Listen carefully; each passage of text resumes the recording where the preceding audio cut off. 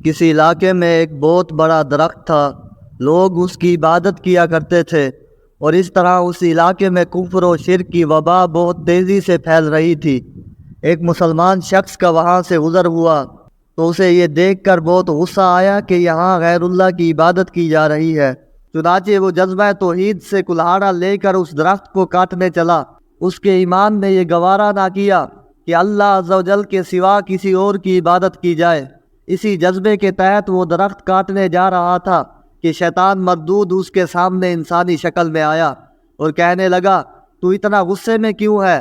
اس مسلمان نے جواب دیا، میں اس درخت کو کاٹنے جا رہا ہوں جس کی لوگ عبادت کرتے ہیں۔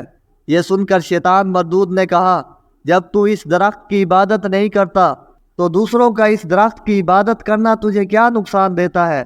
تو اپنے اس ارادے سے باز رہ اور واپس چلا جا۔ اس مسلمان نے کہا، میں ہرگز واپس نہیں جاؤں گا۔ معاملہ بڑھا اور شیطان نے کہا، میں تجھے وہ درخت نہیں کاٹنے دوں گا۔ چنانچہ دونوں میں کشتی ہو گئی اور اس مسلمان نے شیطان کو پچھاڑ دیا۔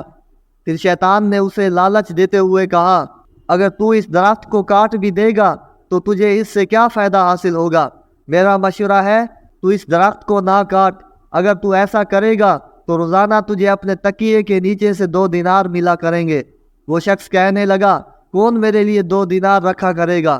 شیطان نے کہا، میں تجھ سے وعدہ کرتا ہوں کہ روزانہ تجھے اپنے تکیے کے نیچے سے 2 دینار ملا کریں گے۔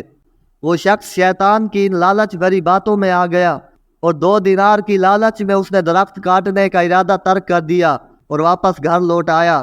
پھر جب صبح بیدار ہوا تو اس نے دیکھا کہ تکیے کے نیچے 2 دینار موجود تھے۔ پھر دوسری صبح جب اس نے تکیہ اٹھایا تو وہاں دینار موجود نہ تھے۔ اسے بڑا غصہ آیا اور کلہاڑا اٹھا کر پھر درخت کاٹنے چلا۔ شیطان پھر انسان کی شکل میں اس کے پاس آیا اور کہا، کہاں کا ارادہ ہے؟ وہ کہنے لگا، میں اس درخت کو کاٹنے جا رہا ہوں جس کی لوگ عبادت کرتے ہیں۔ میں یہ برداشت نہیں کر سکتا کہ لوگ غیر خدا کی عبادت کریں، لہٰذا میں اس درخت کو کاٹ کر ہی دم لوں گا۔ شیطان نے کہا، تو جھوٹ بول رہا ہے، اب تو کبھی بھی اس درخت کو کاٹ نہیں سکتا۔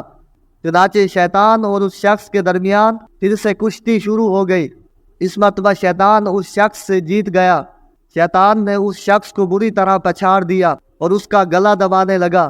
قریب تھا کہ اس شخص کی موت واقع ہو جاتی۔ اس شخص نے شیطان سے پوچھا، یہ تو بتا کہ تو کون ہے؟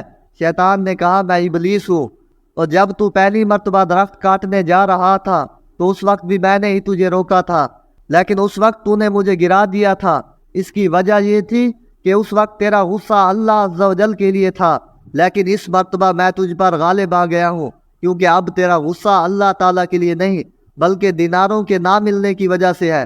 اب تو مجھے کبھی بھی ہرا نہیں سکتا۔